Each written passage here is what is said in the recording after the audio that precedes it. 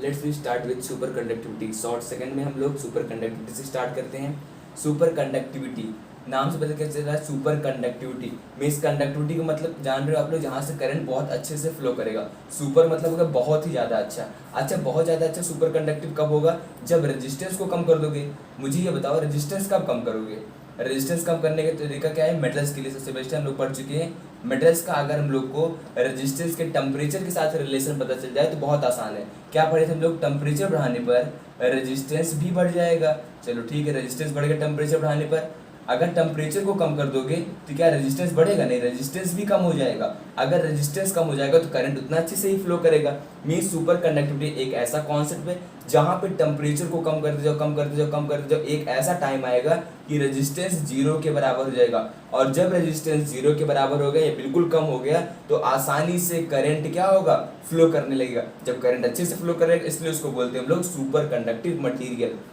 इसमें इंपॉर्टेंट क्या है कि टेम्परेचर, जिस टेम्परेचर पे रेजिस्टेंस जीरो के बराबर हो जाएगा उसको हम क्या बोलते हैं, क्रिटिकल टेम्परेचर। क्रिटिकल टेम्परेचर और ट्रांजिएंट टेम्परेचर,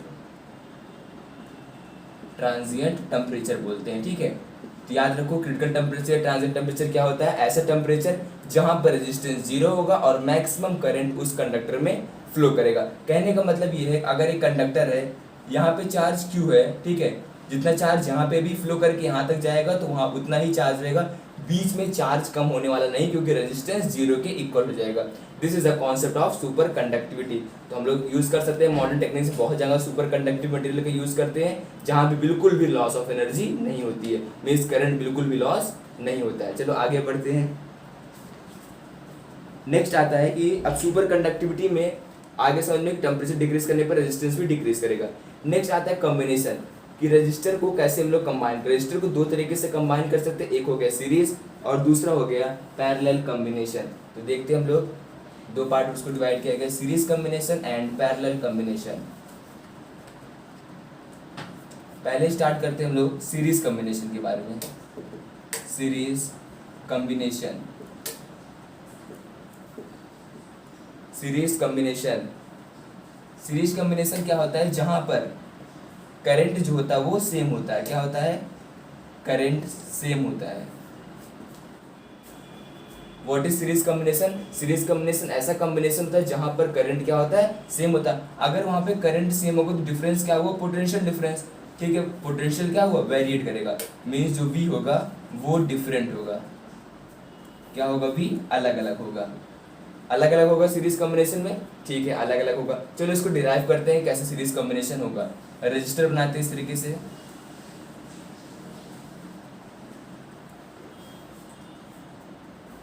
बैटरी लगू यहाँ पे positive terminal, negative terminal, positive terminal, negative terminal की इस तरीके से, ये पॉजिटिव टर्मिनल यहाँ निगेटिव, पॉजिटिव से निगेटिव जाएगा करंट, ये हो जाएगा R1, this is R2 and this is R3। ऐसे नंबर ऑफ रेजिस्टेंस हम लोग सीरीज में कंबाइन कर सकते हैं। अब कॉम्बिनेशन क्या क्या, number of resistance R1, R2 और R3 लगा दिया। चलो देखते क्या डिफरेंस है, V is different. Ohm's law क्या होता है, V equals to I into R, I into R होता है। ठीक है, अगर V डिफरेंट है तो इसका पोटेंशियल अलग होगा, इसका पोटेंशियल अलग होगा, इसका भी पोटेंशियल अलग होगा। तो V equals to I R circuit के लिए हो जाएगा। एक R1 की बात करें तो क्या हो जाएगा, V equals to I into R1, means V1 के लिए क्या हो जाएगा, I इंटू R1 के बराबर होगा। मीन्स I क्या हुआ, सेम है, I हमने क्या, करंट सेम है, अगर करंट सेम उसको I रखना है तो V2 कितना हो जाएगा, I इंटू R2 के बराबर हो जाएगा। V3 कितना हो जाएगा, I इंटू R3 की इक्वल हो जाएगा। मीन्स करंट सेम उसको सिमिलर रखेंगे, पोटेंशियल वेरिएट करेंगे उसको अलग अलग से रखेंगे। ठीक है, तो V इक्वल्स क्या लिख सकते हैं हम लोग, V1 plus V2 plus V3 के इक्वल होगा। V इक्वल्स क्या लिखा हमने यहाँ पे, I इंटू R, V1 कितना है, I into R1 plus I into R2 plus I into R3 के इक्वल होगा। I सेम है यहाँ पे, तो यहाँ पे I इंटू R ऐसे का लिख देने का है, इक्वल्स टू I यहाँ पे कॉमन लेंगे, अंदर क्या आ जाएगा, R1 प्लस R2 और प्लस R3। तो यहाँ से I कैंसिल आउट हो गया, तो R इक्वल्स क्या हो गया, रेजिस्टेंस का, तो रेजिस्टेंस इन सीरीज का फॉर्मूला हो गया R1 plus R2 plus R3। Means अगर हम नंबर ऑफ कॉम्बिनेशन करते हैं रजिस्टर का, अगर नंबर ऑफ रजिस्टर एक साथ कंबाइन होंगे तो R सीरीज का फॉर्मूला क्या हो जाएगा, R1 plus R2 number of resistance add कर देंगे Rn, ठीक है। ये किसके लिए फॉर्मूला हो जाएगा, सीरीज कॉम्बिनेशन के लिए। तो याद रखना है सीरीज कॉम्बिनेशन में करंट सेम होता है, पोटेंशियल जो होता है वो वेरिएट करता है, मींस पोटेंशियल डिफरेंट अलग अलग होता है सबका। तो पोटेंशियल डिफरेंस के बेसिस हम लोग इसको ओम्स लॉ लगा करके सीरीज कॉम्बिनेशन में फाइंड करेंगे, ठीक है। रेजिस्टेंस इक्विवेलेंट रेजिस्टेंस सबका सम होता है। नेक्स्ट आते हैं parallel combination.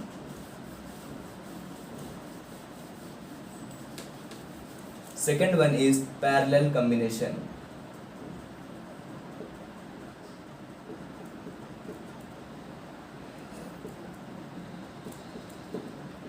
Parallel combination, series combination में क्या था, करंट सेम था। तो पैरेलल कॉम्बिनेशन में क्या होगा, पोटेंशियल डिफरेंस क्या होगा, सिमिलर होगा हर एक रेजिस्टर के लिए, और करंट क्या होगा, वो वेरिएट करेगा। करंट क्या होगा, वो डिफरेंट होगा, वेरिएट करेगा मतलब डिफरेंट होगा। अब समझते हैं करंट यहाँ पे क्या हो रहा है, डिफरेंट हो रहा है, पोटेंशियल डिफरेंस सेम है। तो कॉम्बिनेशन कुछ इस तरीके से होता है, यहाँ पे ये हो गया, ठीक है। अलग अलग रजिस्टर लगा देते हैं।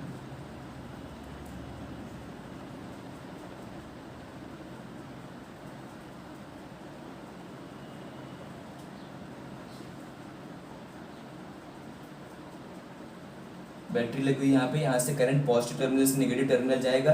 ये रेजिस्टेंस हो गया R1, ये हो गया R2 और ये हो गया R3। यहाँ पे करंट कौन सा जाएगा, I1 डिस्ट्रीब्यूट हो जाएगा, यहाँ पे क्या होगा I2 हो जाएगा, और यहाँ पे क्या जाएगा I3 जाएगा। यहाँ से कौन सा करंट आएगा I, वापस कौन सा करंट जाएगा I जाएगा वापस, ठीक है। इस तरीके से कुछ कनेक्शन होता है। देखो करंट यहाँ से आया, यहाँ से डिस्ट्रीब्यूट हो गया, I1 I2 I3 means current क्या होगा, डिफरेंट, और पोटेंशियल डिफरेंस क्या होगा, यहाँ पे बैटरी का जो पोटेंशियल होगा V वो सेम रहेगा, कोई चीज नहीं आएगा उसमें, ठीक है। ओम्स लॉ लगाते हैं। According to Ohm's law, according to Ohm's law क्या होता है, Ohm's law V equals to I R, हम लोग बोलते हैं ना V equals to I R, यही यूज करके हम लोग सॉल्व किए थे, ठीक है। अब यहाँ पे क्या डिफरेंट है, करंट इज डिफरेंट, तो I इक्वल्स क्या हो जाएगा, V अपॉन R। तो इस वाले के लिए वाली बात करते हैं, I1 के लिए क्या हो जाएगा, V सेम है तो V रखना है अपॉन R1। I2 के लिए कितना हो जाएगा, V अपॉन R2 हो जाएगा। I3 के लिए कितना हो जाएगा, V अपॉन R3। तो ओवरऑल करंट कितना होगा, ओवरऑल करंट I पैरेलल के लिए कितना होगा, I1 प्लस I2 और प्लस I3। चलो इसको उठा करके यहाँ पे रख दो, I पैरेलल को क्या हो जाएगा, V by R, V by R1, V by R2 और प्लस V बाई R3। तो V कॉमन लेंगे तो सारा V कैंसिल आउट हो जाएगा यहाँ से। तो फॉर्मूला क्या आ गया, 1 upon R equals to 1 upon R1 plus 1 upon R2 और प्लस 1 अपॉन R3। इस तरीके से कुछ कॉम्बिनेशन होता है पैरेलल कॉम्बिनेशन, मींस जो इक्विवेलेंट रेजिस्टेंस होगा वो सभी रेजिस्टेंस का रेसिप्रोकल होगा। रेसिप्रोकल मतलब क्या होगा, 1 बाई करके आंसर आएगा। तो समझ में आ गया, parallel combination means potential difference is similar, current is different, Ohm's law लगाएंगे, I equals to V by R से इंट्रोड्यूस करके हम लोग पैरेलल कॉम्बिनेशन में ओवरऑल रेजिस्टेंस फाइंड कर सकते हैं। चलो कुछ इसमें से और डिस्कस करते हैं पैरेलल कॉम्बिनेशन में शॉर्ट ट्रिक्स, कि अगर दो रेजिस्टेंस लगा होगा तो आसानी से कैसे सॉल्व कर सकते हो इसको। If two resistance are connected in parallel,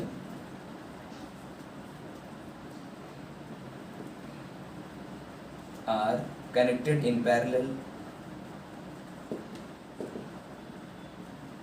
अगर पैरेलली कनेक्ट है तो उस केस में फॉर्मूला क्या होगा, ठीक है। देखते दो रेजिस्टेंस लगा, means 1 upon R equivalent equals to 1 upon R1 plus 1 upon R2 के इक्वल होगा।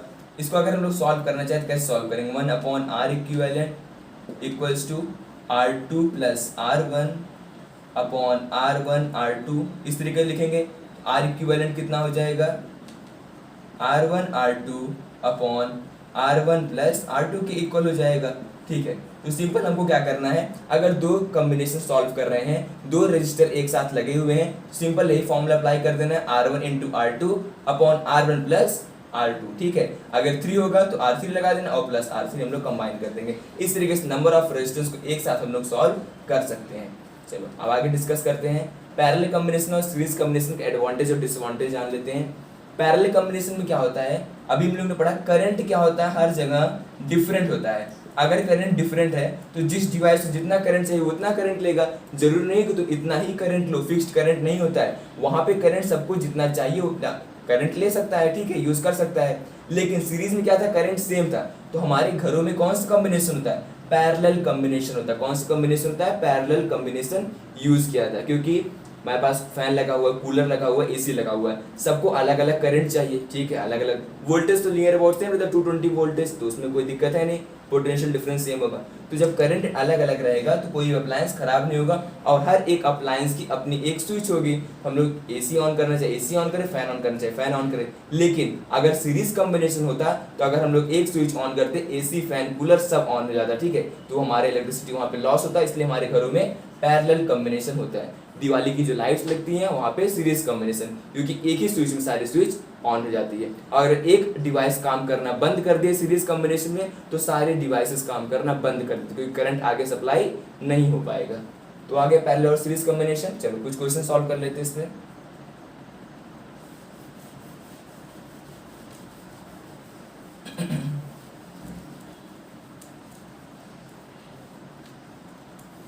क्वेश्चन सॉल्व कर लेंगे तो समझ में आ जाएगा पैरेलल और सीरीज कॉम्बिनेशन में कैसे क्वेश्चंस आते हैं। फॉर्मूला याद होना चाहिए इसके लिए बस, कि सीरीज कॉम्बिनेशन में क्या होगा, R equivalent equals to R1 plus R2, और पैरेलल कॉम्बिनेशन में क्या होगा, 1/R equals to 1/R1 plus 1/R2 plus 1/R3 के फॉर्म में कनेक्ट होगा। अगर मान लीजिए हमारे पास कुछ इस तरीके से सर्किट बनी हुई है,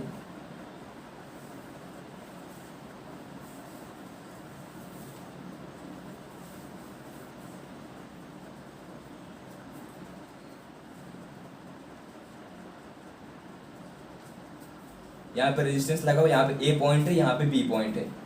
यहाँ पे समझो क्या होगा, यहाँ पे करंट क्या होगा, ए से निकलेगा, यहाँ से जाएगा आगे, करंट यहाँ से जाएगा, यहाँ से जाएगा आगे, यहाँ पे डिस्ट्रीब्यूट हो गया, यहाँ पे डिस्ट्रीब्यूट हो गया I1, यहाँ पे डिस्ट्रीब्यूट हो गया I2, फिर वापस I1 यहाँ से जाएगा, I1 यहाँ से पास हो गया, I2 यहाँ से जाएगा, फिर वापस यहाँ पे करंट I आ जाएगा, जो कि फर्दर आगे डिलीवर करेगा। ये दोनों का कॉम्बिनेशन कैसे है? सीरीज कॉम्बिनेशन में क्या होता है, दूसरे का एंड और पहले उसके आगे वाले के फॉरवर्ड पॉइंट से जुड़ा रहता है। देखो इसका एंड दूसरे वाले के इनिशियल से जुड़ा हुआ है, तो एंड टू इनिशियल कनेक्शन को सीरीज कॉम्बिनेशन कहते हैं। अगर मान लेते हैं ये 5 ओम है, 5 ओम ए भी है, ठीक है, 5 ओम ए भी है, और सबको 5 कर देते हैं, सब 5 ओम के हैं, तो 5 + 5 कितना हो जाएगा, 10। अगर ये हमारा 10 होगा, एक बेसिक समझते हैं, क्योंकि अगर बेसिक क्लियर रहेगा तो बड़े से बड़ा क्वेश्चन भी सॉल्व हो जाएगा। चलो इसको कंबाइन कर देते हैं, तो 5 + 5 कितना हो जाएगा, यहाँ पे 10 हो जाएगा, तो यहाँ पे क्या हो जाएगा, 10 ओम हो जाएगा। 10 और 5 इनको सॉल्व करेंगे, 10 और 5 को सॉल्व करने के लिए क्या, R1 × R2 upon R1 + R2 करेंगे, तो R1 10 × 5 अपॉन 10 + 5, 10 × 5 कितना होगा, 50 अपॉन 15 होगा, 10 × 5 = 50, 10 + 5 15 हो जाएगा, ये और सॉल्व हो जाएगा, 5 से हो जाएगा, 5 × 10 = 50 होगा, और 5 × 3 = 15, तो 10/3 आ गया हमारा ये। तो इसको सिंपल रफ करना है, पैरेलल कॉम्बिनेशन को सॉल्व किया हमने, तो यहाँ पे कितना आ गई है, 10/3। What is this, this is 10/3, यहाँ पे 10/3 आ गया। चलो अब ये देखो, इन तीनों आपस में अगर ए को अलग कर देते, बी को अलग कर देते, एक लाइन से खींच देते हैं, तो देखो तीनों आपस में कैसे end to initial points attach है। अगर एंड टू इनिशियल पॉइंट से अटैच है तो सीरीज कॉम्बिनेशन, तो सबको सम कर दो, 10/3 + 5 और +5 हो जाएगा। चलो इसको सॉल्व करो, जल्दी से बताओ कितना होगा, 3 यहाँ पे ले लोगे एलसीएम में, यहाँ हो जाएगा 10, यहाँ पे कितना आ जाएगा, अपॉन 1 कर दो, अपॉन 1 कर दो, या ऐसे 5 + 5 10 कर दो, जिससे तुमको समझ में आ जाए। और इसका जो भी आंसर आएगा वो कमेंट सेक्शन में तुम लोग मुझे बताओगे। ये आसान है, नॉर्मल फ्रैक्शन, इसको सॉल्व करना और आंसर में कमेंट सेक्शन में बताना है। देखते हैं आप लोग का आता है कि नहीं आता है। अगर नहीं समझ में आता है तो अगले लेक्चर में फिर हम ऐसा क्वेश्चन लाएंगे और उसमें समझाएंगे कि किस तरीके से ऐसे क्वेश्चन को सॉल्व करते हैं, ठीक है, ऐसे फ्रैक्शन कैसे सॉल्व होते हैं। ये लगा इस तरीके से रेजिस्टेंस, इफेक्टिव रेजिस्टेंस फाइंड करना है कि इफेक्टिव रेजिस्टेंस कितना होगा। चलो फाइंड करते हैं इफेक्टिव रेजिस्टेंस कितना होगा। तो इसको 6 में भी, 1 मिनट वेट करो, इधर का भी नाम दे दो, 3 ओम, ये भी हो गया 6 ओम, ठीक है। चलो अब इसको फाइंड करते हैं इफेक्टिव रेजिस्टेंस कितना होगा यहाँ पे। तो 3 + 3 कितना हो जाएगा, 6। ये आपस में कैसे कनेक्टेड है, ये सीरीज में कनेक्टेड है, तो सीरीज में कनेक्टेड है, नॉर्मल ऐड होगा, इनटू इनिशियल पॉइंट अटैचमेंट है यहाँ पे, तो 3 + 3 कितना होता है, 6।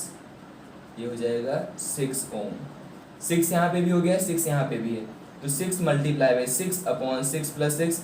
इसको भी तरीका हमने सिखाया था कैसे होगा सॉल्व, मीन्स सिंपल ही करना है, R1 × R2 upon R1 + R2 करना है, वही सेम है।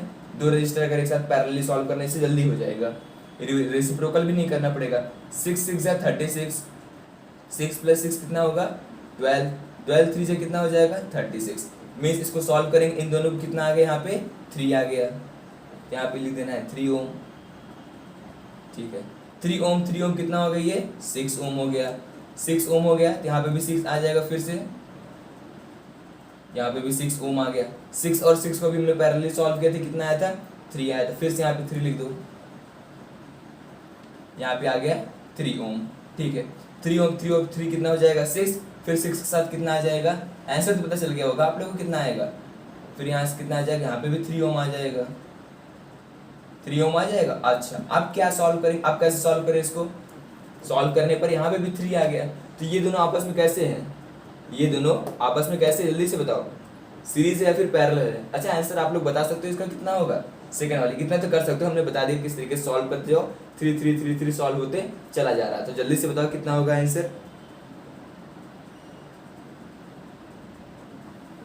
अलोंग दिस फाइंड करना है, ये पॉइंट ए है और ये पॉइंट हमारा बी, ए बी के पॉइंट के अलोंग फाइंड करना है कि रेजिस्टेंस कितना होगा।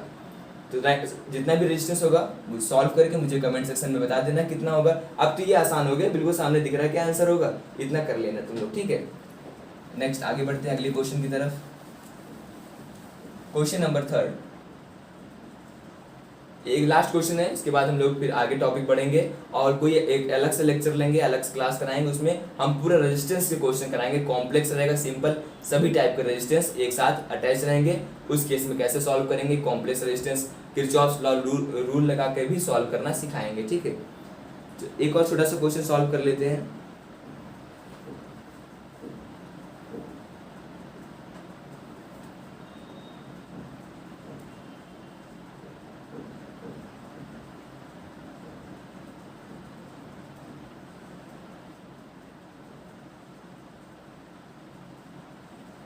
This is 5 ohm, this is 5 ohm और यहाँ पे क्या लगा हुआ है 10 ओम, 10 ओम 10 ओम 10 ओम लगा, ये भी 10 ओम है। यहाँ पे रेजिस्टेंस फाइंड करना, सबसे पहले अगर रेजिस्टेंस इफेक्टिव रेजिस्टेंस फाइंड करना है तो पता होना चाहिए किसके अलोंग फाइंड करना है। तो यहाँ पे क्या लगा हुआ है, इस तरीके से बैटरी लगी हुई है, बैटरी का कुछ ना कुछ वोल्ट होगा, जाहिर सी बात है वोल्टेज होगा बैटरी का, और बैटरी का वोल्ट कितना है 10 वोल्ट की बैटरी है। We have to find effective resistance, और उसके बाद इफेक्टिव रेजिस्टेंस फाइंड करने के बाद वोल्टेज भी दिया तो इस समय हम लोग करंट भी फाइंड कर लेंगे कि करंट यहाँ पे कितना होगा। सबसे पहले इसको सिंपल फॉर्म में ड्रॉ करना चाहिए, सिंपल फॉर्म में कैसे ड्रॉ होगा। सबसे पहले देखो 5 और 5 ऊपर है, ठीक है इसको हटा दो, पहले 20 वाले कॉम्प्लेक्स को सॉल्व करते हैं। ये नंबर इसके साथ कैसे यहाँ पे कनेक्टेड में है, कनेक्टेड में, ठीक है तो सेम करंट यहाँ पे भी होगा, सेम करंट यहाँ पे भी, मींस ये दोनों आपस में कैसे होंगे पैरेलल होंगे, ये दोनों आपस में पैरेलल होंगे, दोनों को पैरेलल करके हम लोग सीरीज में कर देंगे। तो क्वेश्चन इसको जरा कॉपी में ड्रॉ कर लो, फिर हम बताएंगे इसको सॉल्व करने के बाद क्या बनेगा। ठीक है तो पहले इसको कॉपी में ड्रॉ कर लो, फिर देखो कैसे बन जाएगा ये, देखो इसमें बना देते हैं हम अलग से।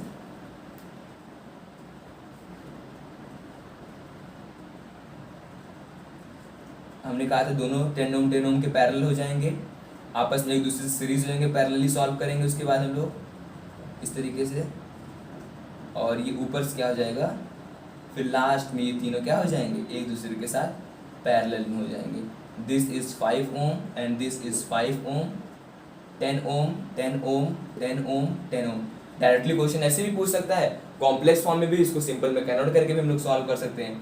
अब ये दोनों आपस में कैसे होगा, पैरेलल होगा, ये दोनों कैसे हैं पैरेलल, तो पैरेलल फॉर्मूला क्या होगा दो रेजिस्टर का, 10 × 10 अपॉन 10 + 10, 100 अपॉन 20, कितना आ जाएगा 5, ये आ गया 5, ये भी आ गया 5, ये भी 5 हो गया, ये भी 5 हो गया, तो 5 5 कितना हो गया 10 आ जाएगा। तो यहाँ पे कितना आ जाएगा, ये 10 आ गया।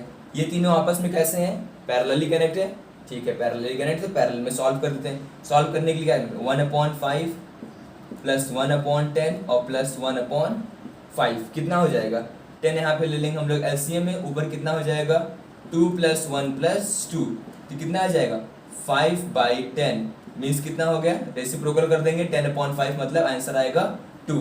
तो कितना आ गया इफेक्टिव रेजिस्टेंस 2 आ गया। तो बता दो मुझे यहाँ पे करंट कितना होगा, आई इक्वल्स टू क्या होता है Q/T, यहाँ से निकल जाएगा करंट, नहीं निकलेगा। ओम्स लॉ लगाएंगे, I equals to V by R, V upon R कर देंगे। यहाँ पे वी कितना दिया गया है 10 दिया गया है, आर कितना दिया गया 2 दिया गया, तो कितना हो जाएगा ये 5 हो जाएगा। कितना हो जाएगा ये 5 हो जाएगा। तो करंट कितना ट्रेवल करेगा 5 एम्पियर करंट ट्रेवल करेगा। क्या पूरे सर्किट में सेम करंट होगा? जल्दी से सोचो, पूरे सर्किट में सेम करंट ट्रेवल करेगा। कैसे कनेक्शन है यहाँ पे लास्ट में अलग अलग पॉइंट दिया गया, तो जहाँ पे सीरीज होगा वहाँ पे करंट डिस्ट्रीब्यूट हो जाएंगे। यहाँ पे करंट क्या होगा डिस्ट्रीब्यूट हो जाएगा अलग अलग पॉइंट के लिए, ठीक है। तो हम लोग एक एक रजिस्टर का भी करंट फाइंड कर सकते हैं।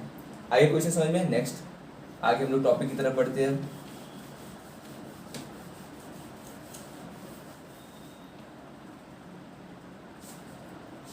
उसके बाद आता है हमारा अगला टॉपिक डिस्कस करते हैं। अगला टॉपिक है इंटरनल रेजिस्टेंस का। रेजिस्टेंस के बारे में डिस्कस कर लिए, कोई भी अप्लायंस लगा जिसका कुछ ना कुछ रेजिस्टेंस होगा, तो हम लोग पढ़ेंगे अब इंटरनल रेजिस्टेंस के बारे में। किसके बारे में? इंटरनल रेजिस्टेंस के बारे में। इंटरनल रेजिस्टेंस का मतलब क्या हुआ कि जैसे सेल या बैटरी हम लोग यूज करेंगे किसी भी सर्किट को रन करने के लिए, ठीक है। अगर उसका हम लोग यूज कर रहे हैं तो उसके पास भी कुछ ना कुछ रेजिस्टेंस होगा, उसी को बोलते हैं हम लोग internal resistance, denoted by small r. अब इसका डेरिवेशन देखेंगे कि स्मॉल आर का फॉर्मूला क्या होता है, करंट क्या है वहां पे ट्रेवल करेगा, बिल्कुल ट्रेवल करेगा करंट। तो करंट का रिलेशन वी के साथ और स्मॉल आर कैपिटल आर के साथ क्या होगा, ठीक है। चलो, relation between internal energy internal resistance EMF terminal potential difference that is V, आपस में क्या रिलेशन होगा। सबसे पहले अगर हम लोग पोटेंशियल की बात करते हैं, देखो V इक्वल्स क्या होता है आई आर, ठीक है। अगर किसी सर्किट के लिए बात कर रहे हैं, अगर internal resistance V equals to I R इस तरीके से लिखेंगे, तो ओवरऑल V हम लोग क्या लिख सकते हैं आई आर प्लस आर लिख सकते हैं। जहां पे भी अप्लायंस लगा हो मीन्स कैपिटल आर भी होगा और स्मॉल आर होगा, उसके लिए हम लिख सकते हैं ना आई आर प्लस आर, ये हो जाएगा हमारा V, ठीक है। आई इक्वल्स क्या होता है V by R means EMF upon R के बराबर होता है रिलेशन। इतना करंट होगा मीन्स ईएमएफ जो बैटरी का होगा उसको लिखेंगे upon R, R plus small r भी होगा जो कि रेजिस्टेंस। तो ओवरऑल रेजिस्टेंस क्या हो जाएगा कैपिटल आर मीन्स अप्लायंस का और बैटरी का कितना होगा स्मॉल आर। तो अब रिलेशन देखते हैं कि रिलेशन क्या होगा इसका। नेक्स्ट बी इक्वल्स क्या होता है आई मल्टीप्लाइड बाई आर। चलिए यहाँ पे लिखते हैं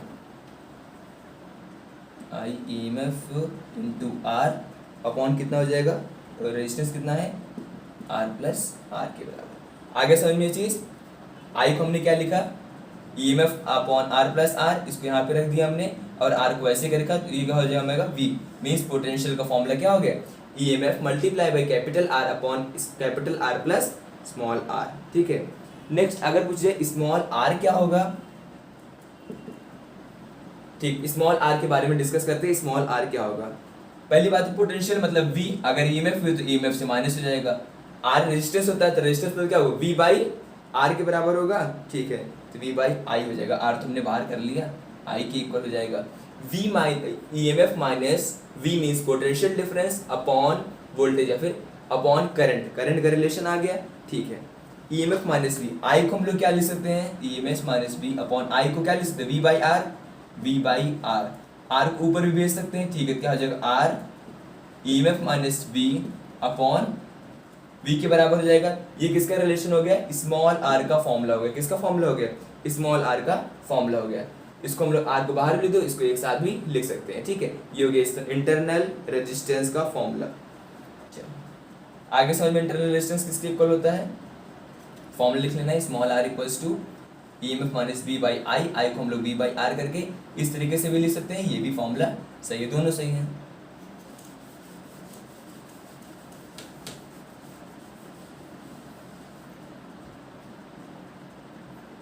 नेक्स्ट इंटरनल रेजिस्टेंस खत्म हो गया, इंटरनल रेजिस्टेंस समझ में आ गया ना, ठीक है। अब आगे पढ़ते हैं हम लोग कॉम्बिनेशन। अगर नंबर ऑफ सेल्स एक साथ कनेक्ट होगा तो इंटरनल रेजिस्टेंस भी सबका अलग अलग होगा। तो अगर पैरेलली कनेक्ट होगा तो क्या फॉर्मूला होगा, अगर सीरीज में कनेक्ट होंगे तो इंटरनल रेजिस्टेंस या फिर जिसको बोलते हैं स्मॉल आर वो क्या होगा, उसके बारे में डिस्कस करते हैं। सबसे पहले आता है कॉम्बिनेशन। अगर पैरेलली कनेक्ट है तो parallel connection of cells, parallel connection of cells. अगर सेल पैरेलली कनेक्ट है तो उस केस में फॉर्मूला क्या होगा। पैरेलली कनेक्ट होने का मतलब है, ऐसे मान लेते हैं अगर बैटरी लगी होती है, वोल्टेज लगा होता है कुछ ना कुछ बैटरी, तो बैटरी अगर हमारी पैरेलली कनेक्ट है तो उस केस में फॉर्मूला क्या होगा। चलिए बना देते समझ में आ जाए जिससे तुम लोग को किस तरीके से मान लो है, ठीक है। ये इसका कुछ और भी होगा, इसका भी होगा, ठीक है। इसके पास कुछ और रेजिस्टेंस होगा, इसके पास कुछ और रेजिस्टेंस होगा, दोनों के पास अपना अलग अलग इंटरनल रेजिस्टेंस होगा। अगर नंबर ऑफ सर्किट इस तरीके से कनेक्ट होगी तो इंटरनल रेजिस्टेंस का फॉर्मूला क्या होगा उसके बारे में डिस्कस करेंगे। तो पैरेलल कॉम्बिनेशन में जो रेजिस्टेंस का फॉर्मूला होता वही सेम इंटरनल रेजिस्टेंस का भी फॉर्मूला होगा, सेम टू सेम सिमिलर करेगा, ठीक है। जैसे 1/R equivalent, small r equivalent किसके इक्वल होगा 1/R1 प्लस 1/R2, इस तरीके से नंबर ऑफ रेजिस्टेंस लगाते जाओ 1/Rn के इक्वल हो जाएगा। आगे समझ में, ये होता है हमारा parallel combination of the cell का फॉर्मूला। कोई दिक्कत होगी इसमें तो बताना। अगर दो पार्ट होगा यहाँ पे, मतलब अगर दो इस इंटरनल रेजिस्टेंस लगे होंगे तो उसके वजह से फॉर्मूला क्या होगा R1 into R2/R1 plus R2 है तो ये भी रेजिस्टेंस ना, इंटरनल रेजिस्टेंस हो या फिर ओरिजिनल अप्लायंस का रेजिस्टेंस हो, इसके लिए भी एक सेम फॉर्मूला होगा। Next, series combination of a cell. Second one is series combination of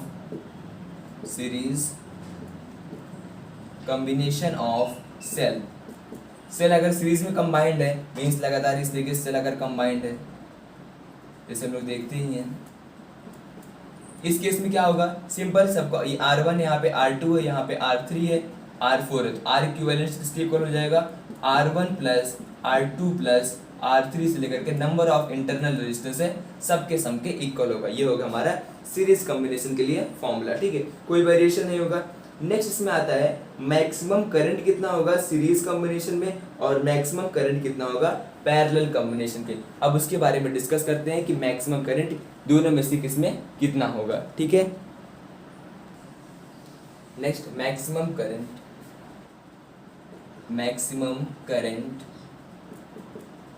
for parallel combination.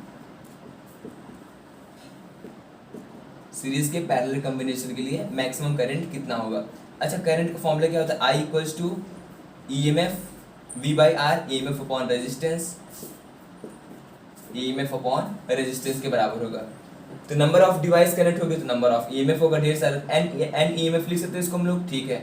तो नंबर ऑफ अगर डिवाइस लगे तो नंबर ऑफ रेजिस्टेंस भी होना चाहिए उसका, ठीक है। रेजिस्टेंस इफेक्टिव रेजिस्टेंस R निकाल सकते हैं हम लोग, R हो जाएगा, और प्लस अब हमने बताया था पैरेलल कॉम्बिनेशन में सबके पास अलग अलग स्विच होती है, अलग अलग स्विच मतलब अलग अलग बैटरी अटैच है, तो means n number of internal resistance attach होगा, मींस I मैक्स अगर निकालना चाहेंगे तो हम लोग n EMF upon R plus NR से फाइंड कर सकते हैं, ठीक है। नेक्स्ट देखते हैं सीरीज कॉम्बिनेशन के लिए कितना होगा।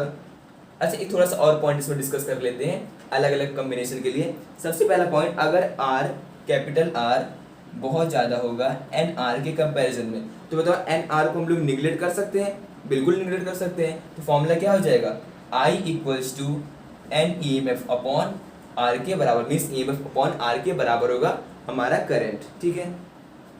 नेक्स्ट दूसरा केस भी डिस्कस कर लेते हैं। पहला केस हो गया, second case, if NR is much greater than capital R, तो यहाँ से NR बचेगा, ये हट जाएगा, तो I इक्वल्स क्या हो जाएगा n EMF अपॉन NR के NN कैंसिल आउट हो जाएगा, EMF अपॉन R हम लोग लिख सकते हैं, ठीक है। मीन्स रेजिस्टेंस यहाँ पे आ जाएगा स्मॉल इंटरनल रेजिस्टेंस, अगर ये ज़्यादा होगा, अगर कैपिटल R ज़्यादा होगा तो यहाँ पे कैपिटल R आ जाएगा। तो दो कंडीशन होगी पैरेलल कॉम्बिनेशन के लिए। नेक्स्ट डिस्कस करते हैं maximum current for series combination. Maximum current for series combination, series combination में मैक्सिमम करंट क्या होगा, अगर हम सीरीजली किसी चीज को कंबाइन करते तो वहां पे करंट का फॉर्मूला तो सेम होगा ना, EMF अपॉन R के बराबर होगा, ठीक है, EMF अपॉन R के बराबर होगा। तो EMF कितना होगा, हर एक अप्लायंस का अपना अपना EMF होगा वहां पे, ठीक है, अपना अपना EMF जाएगा, M EMF N लगाए थे यहाँ पे M लगा देते, M EMF हो गया।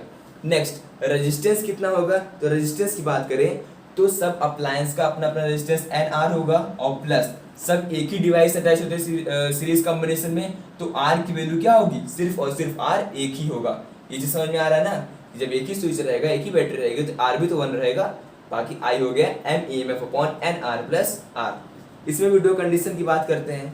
व्हेन, पहला कंडीशन, अगर R और R अपॉन M की बात करते हैं, ठीक है, ये जो R है ये एक ही सर्किट की बात की जा रही है, ठीक है, R अपॉन M भी इसको हम लोग लिख सकते हैं। नेक्स्ट देखते हैं, if R is greater then R upon M, R upon M समझ में आ रहा है, ये R अपॉन M होता है रियल में, आर अपॉन एम, एक सर्किट के लिए एम ऊपर जाता है तो इसको ऊपर लिखते हैं। अगर कैपिटल आर ज्यादा होगा आर अपॉन एम के कंपैरिजन में, उसलिए उसके फॉर्मूला क्या होगा, I equals to E M F upon capital R होगा। बिल्कुल सही फॉर्मूला है, ठीक है। अगर ये आ गया हमारा condition R is less than R upon M, अगर इससे लेस होगा तो हम लोग इस आर को रिमूव कर देंगे, तो M E M F upon R हो जाएगा। क्या हो जाएगा, I M E M F upon R के इक्वल होगा। तो दो कंडीशन हो गई इसकी, when R is greater than R upon M, और दूसरी कंडीशन हो गई when R upon M is greater than R. तो मैक्सिमम करंट इस केस में सीरीज में कब होगा, इसके बारे में हम लोग डिस्कस कर चुके हैं। चलो आगे बढ़ते हैं।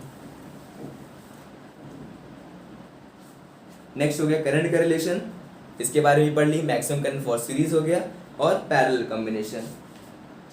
क्वेश्चंस आप लोग सॉल्व करते रहना, कहीं भी कोई दिक्कत आएगी तो मुझे बता सकते हो, हम उसके फिर से एक बार डिस्कस कर लेंगे। चलो नेक्स्ट पढ़ते हैं हम लोग हीट के बारे में। हीट का फॉर्मूला क्या होता है। सबसे पहले हीट होती क्या है, heat is a form of energy, means इसका यूनिट डायमेंशन एनर्जी के इक्वल होगा, दैट इज जूल। तो फॉर्मूला क्या होता है, तो हीट इक्वल्स, अगर बात सबसे पहले इसमें पावर डिस्कस कर लेते हैं तो हीट अच्छे से समझ में आ जाएगा। पावर क्या होता है, work done upon time taken, work done upon time taken. और कौन सा फॉर्मूला होता है, V इंटू आई। और कौन सा फॉर्मूला होता है, आई स्क्वायर आर होता है भाई। और कौन सा फॉर्मूला होता है, V स्क्वायर अपॉन आर होता है। लो सारे फॉर्मूले हमने लिख दिए यहाँ पे, ये सारे फॉर्मूले के बेसिस पे पावर का क्वेश्चन आता है। तो अगर V और I दिया तो पावर ये लगा देना, मल्टीप्लाई कर देना। I R दिएगा तो ये लगा देना, पावर कैलकुलेट कर देना। और पावर में अगर V और R से पूछा गया तो V स्क्वायर बाई R से पावर कैलकुलेट कर लेना। अलग अलग फॉर्मूला है इसको कैलकुलेट करने का। पावर और हीट का रिलेशन क्या होता है, हीट इक्वल्स क्या होता है, power multiply by time taken. इसको टाइम से मल्टीप्लाई कर दो, ठीक है। पहले फॉर्मूले से मल्टीप्लाई करते मींस W बाई T को अगर T से मल्टीप्लाई करो, टाइम टाइम कट जाएगा ना, मींस हीट वर्क डन के इक्वल हुआ, heat equals to energy that is work done. चलो नेक्स्ट आ गया, तो इसके टर्म में क्या हो जाएगा, VIT के बराबर होगा। इसके टर्म में क्या हो जाएगा, I स्क्वायर RT हो जाएगा। इसके टर्म में क्या हो जाएगा, V square T upon R हो जाएगा हमारा हीट। तो हीट समझ में आ गया अलग अलग केस में कैसे होगा। हीट कैसे डेवलप होता है, मान लो रेजिस्टेंस किसी भी एटम का, किसी भी एलिमेंट का रेजिस्टेंस बहुत ज़्यादा है, तो वहाँ पे हम लोग करंट पास कराएंगे। जिस करंट पास कराएंगे तो वो करंट हीट में कन्वर्ट हो जाता है ड्यू टू एक्सेस रेजिस्टेंस, और वो जब हीट में कन्वर्ट हो जाता है तो वहाँ से एनर्जी डेवलप होना स्टार्ट हो जाती है, ठीक है। इस तरीके से हीट वेरिएट करता है। नेक्स्ट इसमें आता है कैलोरी और जूल के फॉर्म में, ठीक है। तो याद रखो एक कैलोरी में कितना जूल होता है, 1 कैलोरी इक्वल्स टू 4.12 जूल। कितना होता है, 4.12 जूल के इक्वल होता है, ठीक है। नेक्स्ट आगे बढ़ते हैं। इलेक्ट्रिक पावर समझ में आ गया, work done upon time taken, V into I square R, और या फिर V square by R. Next आता है इलेक्ट्रिकल एनर्जी, अगला टर्म है हमारा इलेक्ट्रिकल एनर्जी। हीट के बारे में डिस्कस कर लेते। इलेक्ट्रिकल एनर्जी बहुत आसान है, हीट अगर समझ में आ गया हो तो। इलेक्ट्रिकल एनर्जी के बारे में पढ़ते हैं, वही सेम है, एनर्जी है तो मतलब वर्क डन के बराबर होगा। वर्क डन मतलब क्या होगा, power multiply by time taken, power multiply by time taken, वही सब कुछ same formula, I square RT V square T by R, वही सेम फॉर्मूला सब कुछ इलेक्ट्रिकल एनर्जी के लिए सेम होता है। ऐसा यूनिट क्या होगा, ऐसा यूनिट वर्क डन के बराबर होगा, दैट इज जूल। सेम होता है वर्क डन और एनर्जी के ऐसा यूनिट, ठीक है। इसमें मेजरमेंट किसमें करते हैं हम लोग, कॉमर्शियल यूनिट किसके लेते हैं, 1 किलोवाट आर। पावर की यूनिट क्या होती है, वॉट, तो इसको किलोवाट में लिखते हैं। टाइम क्या होता है, आर में, ठीक है। तो 1 किलोवाट आर में कितना जूल होता है, ये मेन क्वेश्चन है, कितना जूल तक कैसे कैलकुलेट करोगे। 1 किलोवाट में कितना वाट होता है, 1000 वाट होता है। कितना आर होता है, 3600 सेकेंड्स, ठीक है। मल्टीप्लाई कर दो, 3600, फिर 3 जीरो और लगा दो, यहाँ क्या हो जाएगा 3.6 मल्टीप्लाइड बाई 10 की power 6 joule. Means 1 kilowatt hour में 3.6 इंटू 10 की पावर 6 जूल ऑफ एनर्जी होती है। अगर 1 किलोवाट एनर्जी खर्च करें मतलब इतना जूल ऑफ एनर्जी हम लोग खत्म कर रहे हैं। बेसिकली एक यूनिट ऑफ एनर्जी को ही बोलते हैं हम लोग 1 किलोवाट आर। चलो ये समझ में आ गया ना इसके बारे में, पावर कंजम्पशन के बारे में, पावर कैसे वर्क करता है, अलग अलग इसका फॉर्मूला। नेक्स्ट, पावर को अगर हम लोग सीरीज और पैरेलल में कनेक्ट करते हैं तो उसका फॉर्मूला क्या होगा, ये मोस्ट इंपॉर्टेंट है, डिस्कस करते हैं इसके बारे में भी। अगर पावर कैलकुलेट करना है किसी भी अप्लायंस का, वो पैरेलली या फिर सीरीज में कनेक्ट है, तो power in series combination, power of appliance लिख देते हैं। पावर ऑफ, पावर तो ऐसे आ नहीं जाएगा, अप्लायंस ही होगा वहाँ पे। Power of appliance in series combination. तो सीरीज कॉम्बिनेशन में पावर का फॉर्मूला देखेंगे क्या होता है। चलो अच्छा हम बात करते हैं अगर आई का, आई इक्वल्स क्या होता है, V by R one plus R two plus R three, तीन रेजिस्टेंस लगा हुआ है। क्या ये फॉर्मूला सही है भाई? बिल्कुल सही है। सीरीज कॉम्बिनेशन में क्या हुआ, resistance R1 plus R2 plus R3 अलग अलग हो गया। सीरीज कॉम्बिनेशन में क्या था, करंट सेम, तो इसलिए आई इक्वल्स क्या लिखते हैं हम लोग, V by R1 plus R2 plus R3 plus R4। ठीक है, और पावर क्या होता है, पावर होता है आई स्क्वायर आर के बराबर होता है कि नहीं, तो आई स्क्वायर आर के बराबर। तो मीन्स अगर हम लोग पावर को कंबाइंड फॉर्म में लिखते हैं तो पावर इक्वल्स क्या हो जाएगा, P सीरीज इक्वल्स टू 1/1 इसको लिखते हैं ऐसे, 1/P series equals to 1/P1 plus 1/P2 और प्लस 1/P3 के फॉर्म में कंबाइंड हो जाएगा in case of series combination. चलो तुम लोग को डेरिवेशन भी शो कर देते हैं कि डेरिवेशन इसका कैसे होगा। डेरिवेशन समझ में आना चाहिए, जिससे अगर कोई भी और टर्म आ गया आसानी से उसको कर ले जाओ। ठीक है, तो मैक्सिमम अगर रेजिस्टेंस होगा, रेजिस्टेंस फॉर्मूला क्या होगा, आर। जल्दी से बताओ, पावर अगर कैलकुलेट करना है किसी भी अप्लायंस का सीरीज में लिए तो रेजिस्टेंस का फॉर्मूला क्या होगा, रेजिस्टेंस को लिख सकते हैं हम लोग V square by P. Very good, लिख सकते हैं क्योंकि P इक्वल्स क्या होता है, V स्क्वायर बाई आर, तो R इक्वल्स टू इतना लिख सकते हैं। R1 लिखेंगे तो उसका पावर P1 होगा, बिल्कुल P1 होगा, सही बात है। सीरीज में पोटेंशियल डिफरेंस क्या होता है, सेम होता है, सीरीज करंट सेम होता है, लेकिन V हम लोग एक लिख चलेंगे। ठीक है, प्लस दूसरे वाले के लिए क्या हो जाएगा, दूसरे वाले के लिए लिखते हैं R2 के लिए क्या हो जाएगा, V स्क्वायर बाई P2 हो जाएगा। R3 के लिए कितना हो जाएगा, V स्क्वायर अपॉन P3 हो जाएगा। अलग अलग पावर हो जाएगा अलग अलग रेजिस्टेंस के लिए। चलो सबको आपस में कंबाइन कर दो, सीरीज में क्या होता है, कंबाइंड रहता है ना। ठीक है, कंबाइन कर दो, R equals to equivalent equals to R1 plus R2 plus R3। Series combination नहीं होता है, चलो सबको जोड़ दे एक साथ, V square upon P equals to V square upon P1 plus V square upon P2 plus V square upon P3। तो V square अगर यहाँ पे ऐसे लिख दो, V square by P, V square common लेते हैं, अंदर क्या जाएगा 1/P1 plus 1/P2 plus 1/P3। तो V स्क्वायर कैंसिल आउट हो गया, पावर फॉर्मूला क्या, P इक्विवेलेंट या फिर सीरीज के लिए 1/P1 plus 1/P2 plus 1/P3 हो जाएगा। ये किसके लिए कॉम्बिनेशन हो गया, सीरीज कॉम्बिनेशन के लिए पावर हो गया। नेक्स्ट आते हैं पैरेलल कॉम्बिनेशन के लिए।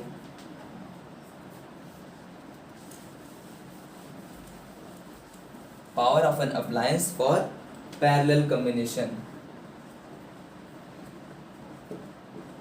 Power of an appliance for parallel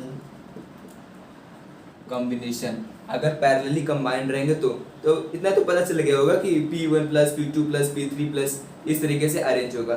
चलो अब देखते हैं ये आखिर आएगा कैसे। सिंपल भाई, सेम कुछ सब कुछ अप्लाई करेंगे, जल्दी से लिखते हैं इसको हम लोग।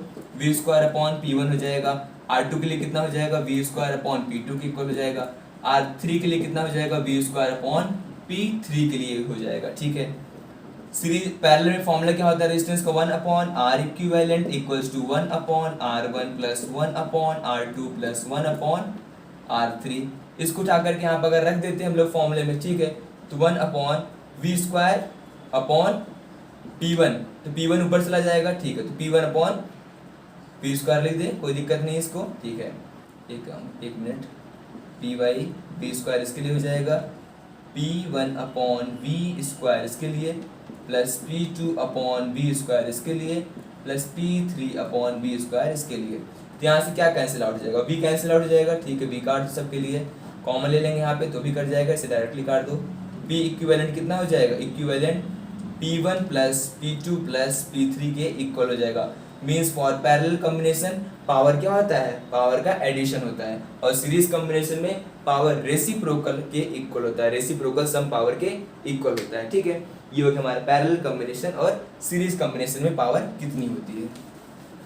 सब कुछ नोट करते चलो, कहीं पे भी कोई दिक्कत होगी तो मुझे बताना, फिर से हम उसको अगली क्लास में डिस्कस कर लेंगे। ठीक है, बाकी इसके एप्लीकेशंस होते हैं, हाउस होल्ड एक्टिविटी बहुत ज़्यादा होती है इसकी, अप्लायंसेस जैसे हीट का फॉर्मूला यूज़ करके अगर रिलेशन देख लेते हैं एक बार हीट का, और कि हीट कैसे हम लोग ने रिलेट किया था, I स्क्वायर RT से रिलेट किया था। ठीक है, means H is directly proportional to I, H is directly proportional to resistance, H is directly proportional to T. T क्या होता है, टाइम होता है या टेम्परेचर होता है, टाइम ना, ठीक है। करंट बढ़ाओगे हीट भी इंक्रीज करेगी, रेजिस्टेंस इंक्रीज करेंगे तो भी हीट बढ़ेगी।